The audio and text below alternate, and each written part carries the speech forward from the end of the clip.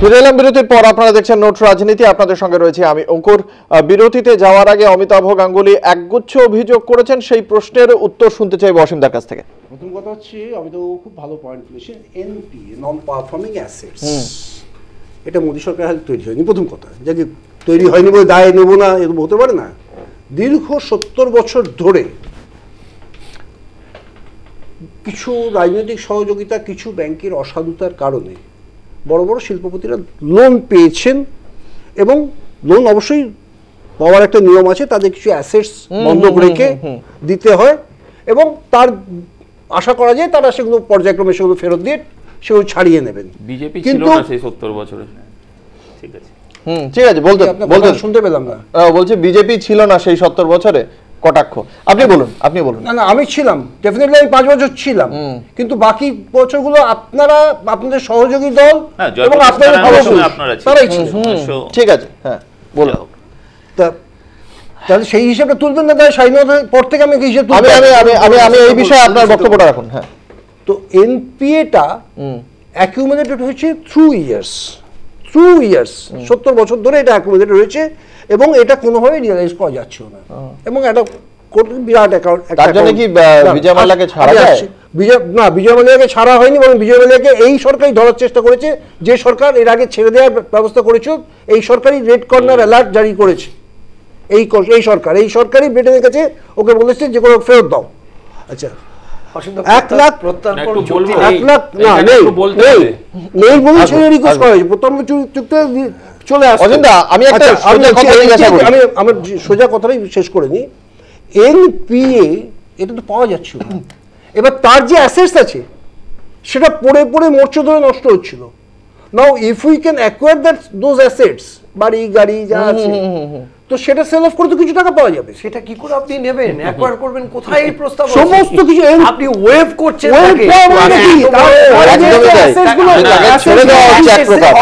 কাগজে হয়, অ্যাসেটস হয় না। অসীম ভাই, আমি আসবো আশুতোষ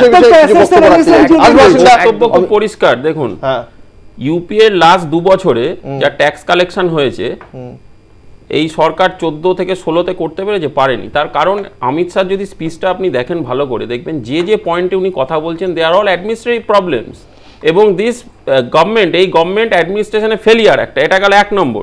দ্বিতীয় হচ্ছে, আমরা যখন ইউপিএ সরকার চালিয়েছি তখন $75,000 আপনি পাঠাতে পারতেন।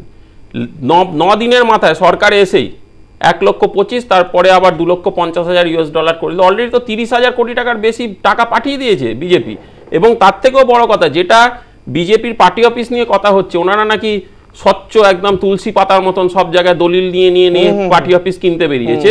আপনি ক্যামেরাটা নিয়ে চলে যান, বেহালা ব্লাইন্ড স্কুলে একটা দেখবেন, একটা পার্টি অফিস আছে রাস্তার ওপরে, দখল করা জায়গা, সেখানে কোন আমি জানি না তার দলিল কে কি। আমি আসবো, আমি তার থেকে বেশি এই মুহূর্তে যেটা হবে না, এই জায়গাটা, এই মুহূর্তে একটা বিষয় আমাদের সবসময় মাথায় রাখতে হবে, হয়তো প্রচুর টাকা পয়সা, কোন অ্যাসেট কোথায় যাচ্ছে, কে ছাড় পেলেন, এগুলোর থেকেও কিন্তু একটা বিষয় অত্যন্ত মাথায় রাখতে হবে। এই কদিনে কিন্তু প্রায় 70 জনের মতো মানুষ মারা গেছেন, গতকালও ব্যান্ডেলে মারা গেছে।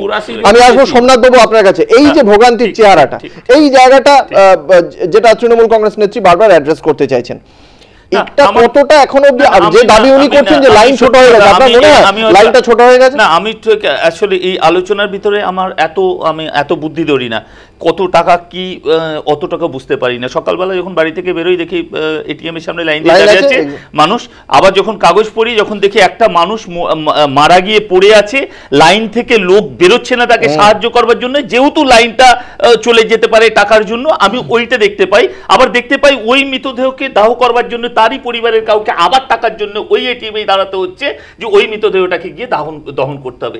এই জিনিসটা দিয়ে দেখতে পাই, আর এবং সেখানেই বড় কষ্ট হয়। কি এমন প্রয়োজন ছিল? মাত্র 6%, আপনাদের কথা অনুযায়ী 6%, আমাদের কথা অনুযায়ী 6%, ও 6% কালো টাকার জন্য। আচ্ছা অসীম দা, আপনাকে বলুন তো, আমরা জানি এই মুহূর্তে ভারতবর্ষে আর্থিক অবস্থা আমি আপনাকেই বলতে দেবো, সোমনাথ বাবু, আমি এই যে বিষয়টা অত্যন্ত সাধারণ মানুষকে হিট করছে, আপনারা সাধারণ মানুষের কথা বলে আপনারা আন্দোলন করছেন, ঠিক সারদার সময় বহু মানুষ একসঙ্গে, মমতা বন্দ্যোপাধ্যায় বিধানসভা আজকে সে বিষয়ে কিছু বলেন। আমি সারদার কথা বলবো আপনাকে, কিন্তু তার আগে একটা কথা বলি। আপনি বলুন, একটা ফিল্ম স্টার এর এগেনস্টে বলেছে, একটা ক্রিকেটার মোদির এগেনস্টে বলেছে, একটা বড় ব্যবসাদার যাদের কাছে আমরা সাধারণ লোকরা জানি কালো টাকা সব থেকে বেশি, শাহরুখ খান, আমির খান, বিরাট কোহলি, রবীন্দ্র জাদেজা, কে বলছে? সবাই বলছে না মোদি যা করেছেন ভালো করেছেন, অথচ আমরা জানি যে গরিব মানুষটা লাইনে দাঁড়িয়ে আছে সে বলছে না বাপু এটা ঠিক হয়নি, আমার ঘরে খাবার প্রয়োজন নেই। তুমি বলছো কালো টাকার জন্য তুমি এই কাজগুলো করেছো, অথচ আমরা যারা জানি যে কালো টাকা যাদের কাছে সব থেকে বেশি আছে তারা কিন্তু মোদিকে দুহাত তুলে আশীর্বাদ করছে, না তুমি ঠিক করেছো। ব্যাপারটা তো এখানে গোলমাল থেকে ঠিক, এটা তো গোলমাল। আমি সেই উত্তর অবশ্যই অসীমের কাছ থেকে নেব। আমি আপনাকে জানতে চাই, হ্যাঁ, সারদা নিয়ে অন্ততপক্ষে 100 থেকে 150 উপরে প্রোগ্রাম হয়ে গেছে, তবু আপনার কথা উত্তর দিচ্ছি আমি। সারদা নিয়ে মমতা ব্যানার্জি একটা স্টেপ নিয়েছিলেন, সেই স্টেপটাকে কিন্তু বন্ধ করা হয়েছে কোন সুপ্রিম কোর্টে গিয়ে। একটা স্টেপে সাধারণ মানুষ কিছু টাকা পাচ্ছিল, একটা পদ্ধতি ছিল। আপনারা বললেন তৃণমূল কংগ্রেস সুপ্রিম কোর্ট যেটা বন্ধ করেছে সেটা অনৈতিক বলছেন। অনৈতিক, সুপ্রিম কোর্ট তার পদ্ধতিতে তার কাছে আপিল করা হয়েছে, সেই পদ্ধতিতে সুপ্রিম কোর্ট এটা রায় দিয়েছে। সিবিআই সুপ্রিম কোর্ট সেটা ঠিক করছে না ঠিক করেন? সুপ্রিম কোর্ট ঠিক করছে কি করছে না জানার দরকার নেই, কিন্তু একটা জিনিস জানি, সুপ্রিম কোর্ট যাদের উপরে দায়িত্ব দিয়েছে তারা ঠিক করেনি, এবং ঠিক করেনি বলেই আজকে কোনো বিনা দোষে আমাদের নেতাদের আজকে জেলে যেতে হয়। তার কারণ তাদের বিরুদ্ধে কোনো চার্জশিট হয় না। আজকে মুকুল রায়ের বিরুদ্ধে, মমতা ব্যানার্জির বিরুদ্ধে এমন কোনো শব্দ নেই আপনারা ব্যবহার করেননি।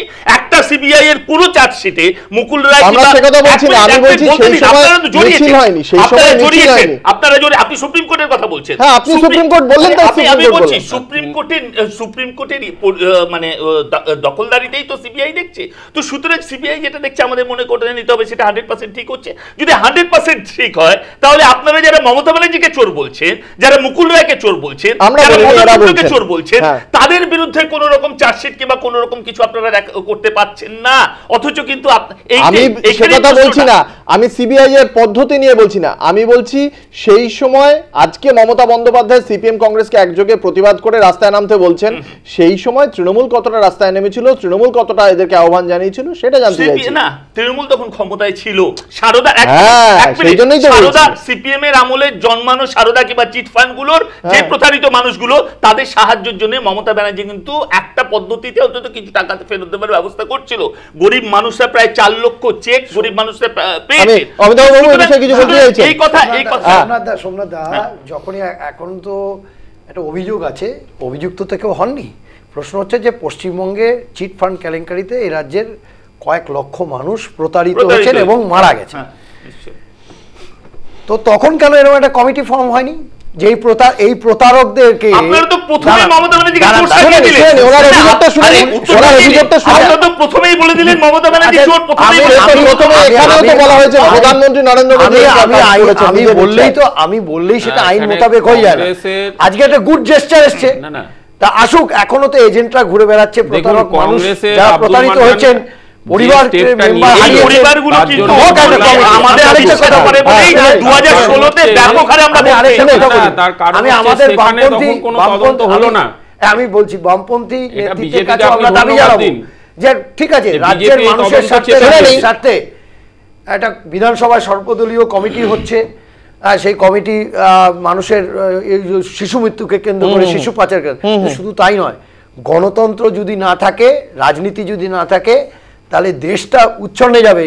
পশ্চিমবঙ্গে আমি মনে করি যেভাবে জনপ্রতিনিধিরা অন্যায়ভাবে নির্বাচিত হয়ে দল বদল করেছেন, এই জনপ্রতিনিধি যারা এইভাবে দল বদল করেছেন ত্রিস্তরে, তাদেরকে তাদের প্রতিনিধিত্বকে বাতিল করার জন্য একটা কমিটি গঠন করতে হবে, এবং তার সাথে যে বেআইনি ফলস পুলিশ কেস করা হয়েছে, আমি বলি রাজ্যের শাসক দলেরও দায় থাকে না।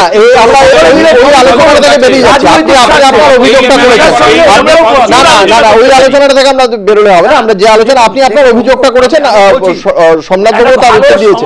আমি একটা বিষয় নিয়ে আসবো অসীমদার কাছে। অসীমদা, এই যে বারবার কথাটা উঠছে যে সাধারণ মানুষ কেউ লাইনে দাঁড়িয়ে মারা যাচ্ছেন, লাইনে দাঁড়িয়ে কেউ টাকা পাচ্ছেন না, যে টাকার চেক নিয়ে যাচ্ছেন সেই টাকা পাচ্ছেন না, এই ভোগান্তিটাকে কি অস্বীকার করেন? ভোগান্তি তো অস্বীকার করছি না। আমি বলছি ট্রানজিশন পিরিয়ডে 1 মাস হয়ে গেল, 1 মাস হয়ে গেল, প্রধানমন্ত্রী 6 দিন সময় চেয়েছেন, 50 ডেজ, হ্যাঁ, এবং অরুণ জেটলি বলছেন 3 মাস সময় লাগবে, এবং আমার নিজের ধারণা 3 মাস সময় লাগবে। ট্রানজিশন পিরিয়ডে একটা টাইম আসে, মানে প্রধানমন্ত্রীর কথাটা মানবে সাধারণ মানুষ না অর্থমন্ত্রীর? না, 60-এর পরে অলরেডি আমি তো আপনাকে বললাম যে আপনি নিজে তাকিয়ে দেখুন, স্বচ্ছ সাংবাদিকতা করুন, লাইনের চেহারা অনেক কমে গেছে, অনেক কমে গেছে। বাস্তবটা যদি আপনি মানেন, আপনার মনে হয় মানে আপনার কেন মনে হচ্ছে লাইনের মানে লাইনটা কমে গেছে? এটা মাস ব্যাংকিং কে হিসাব করে বলছেন না ক্লাস ব্যাংকিং? ক্লাস ব্যাংকিং দুটো নিয়েই বলছি। মাসে তো 1 মাইল লম্বা ইয়ে হতো, সেটা কি কতই গিয়ে দাঁড়িয়েছে? এটা আপনি শহরের কথা বলছেন, গ্রামে এখন অবধি টাকা পৌঁছয়নি। গ্রামে এখন টাকা পৌঁছচ্ছে, আগে পৌঁছয়নি। আসবো অবশ্যই, একবার শুনে নি, একবার শুনে। আজকে যেটা কথাটা যেটা উঠছে যে উনি কতগুলো বড় বড় ক্রিকেটার নাম করে গেলেন যে এরা সাপোর্ট করছে। উনি রাস্তায় বোধহয় হাঁটেন না, পাবলিক সাপোর্ট করছে, অটোওয়ালা সাপোর্ট করছে। রাস্তায় হাঁটলে দেখা যাক। আপনার কথার উল্টো কথা বলছে আশুতোষ, শুনি আশুতোষের বক্তব্য। সাধারণ মানুষ যেভাবে ক্ষিপ্ত, উনি কিভাবে বলছেন আমি জানি না। আমি এখন তো বললাম এই রাতে না না আপনারা বিচ্ছিন্ন, তার কারণ আপনারা আপনি একটা কথা বলুন, এর এক্সপ্লেনেশন দিতে হবে, বাংলা সাধারণ মানুষ চাইবে। কি বলুন? 8 তারিখ 8টার আগে ওই 3-4 দিনের ভেতরে কিভাবে 3 কোটি টাকাটা জমা পড়ে। 1 2 যেভাবে বিহারে জমি কেনা হচ্ছে, এবং আপনি ভাবতে পারছেন 2.5 ইয়ার্স এইটুকু সময়ের ভেতরে এসে 650 জায়গায় এত জায়গায় পার্টি অফিস তৈরি করবে, এত জমি কিনছে।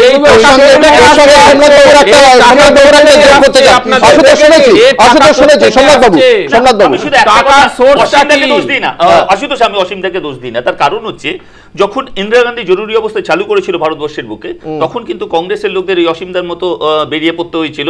ইন্দিরা গান্ধী ভারতের নেত্রী, ভারতের দুর্গা, তিনি যা করছেন ঠিক করছেন। সেদিন কিন্তু রাজনৈতিক বাধ্যবাধকতায় অসীমদা যে কথাগুলো বলছেন, সে কথাটা অসীমদা নিজে বিশ্বাস করেন না। না আমি জরুরি অবস্থা কথা বলছি, কারণ জরুরি অবস্থা চালু করা হয় অস্বীকার করছি না, আমরা অস্বীকার করছি, আমরা ইন্দিরা গান্ধীকে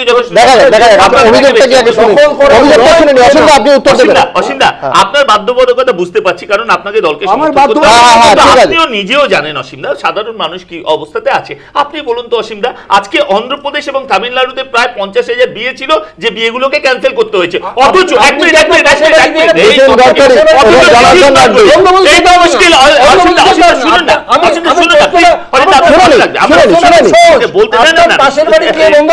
আপনি শুনুন না আমার কথা। নিতিন গডকারির মেয়ের বিয়েতে 50টা চ্যাটার্ড বিমান ভাড়া করে আপনাদের দলবল যাচ্ছে, কোথা থেকে টাকা আসছে? জনার্দন রেড্ডির ছেলেরা মেয়ের বিয়েতে 500 কোটি টাকা খরচা হলো। এই 8ই নভেম্বরের পরে যে বিয়ে হলো, 500 আর 1000 টাকা জমা দেবার পরও এত টাকা কোত্থেকে পেল? আপনাদের নেতারা পাচ্ছেন, তারা মেয়ের বিয়ে দিচ্ছে, 50টা চ্যাটার্ড বিমান ভাড়া করছে, আপনাদের দল সভাপতির নামে যোগ করতে চান। আমি শুনি, আমি মানে এই তো চাপানো তো চলবেই, কিন্তু আমার একটাই প্রশ্ন, যে জরুরি অবস্থা যখন জারি হয়েছিল দেশের একটা বড় অংশের মানুষ বলেছিল যে জরুরি অবস্থা যাই হোক, ট্রেনটা খুব সময় চলছে, পরিষেবা খুব ভালো পাচ্ছি। কিন্তু আস্তে আস্তে দেখা গেল যে গণতান্ত্রিক কণ্ঠটাকে যখন রাষ্ট্র চেপে ধরে, তার বিরুদ্ধে কিন্তু জনমত তৈরি হলো। একটু সময় সাপেক্ষ লেগেছিল, 2 মাস 3 মাস পর থেকে এই রাষ্ট্রের আসল চরিত্রটা বোঝা গেছিল। এক্ষেত্রে একই জিনিস হতে চলেছে। তার ভিত্তিতে আমার একটা প্রস্তাব আছে, অসীমদাকেও বলবো, রাজনৈতিক প্রতিপক্ষ হিসেবে না ভেবে বলছি। প্রধানমন্ত্রী বারবার সমস্ত উত্তরপ্রদেশের বিভিন্ন জায়গায় গিয়ে বক্তৃতা করে বলছেন যে গরিবের কল্যাণে আমি সব করছি। 6 লক্ষ কোটি টাকা পেয়েছেন তো, সারা দেশে সব মানুষকে পিডিএস এর মাধ্যমে চাল, গম, তেল, চিনি, নিত্য প্রয়োজনীয় দিতে 60,000 কোটি টাকা খরচা হবে। আপনার সরকার ইমিডিয়েট লাগু করুন। প্রস্তাব সম্পর্কেই বা কি ভাবনা এবং এতগুলো অভিযোগের উত্তর অবশ্যই দিতে চাইবে ভারতীয় জনতা পার্টির প্রতিনিধি। একটা ছোট্ট বিজ্ঞাপনী বিরতির পর আবারও ফিরে আসছে এই আলোচনায়। দেখতে থাকুন নিউজ টাইম।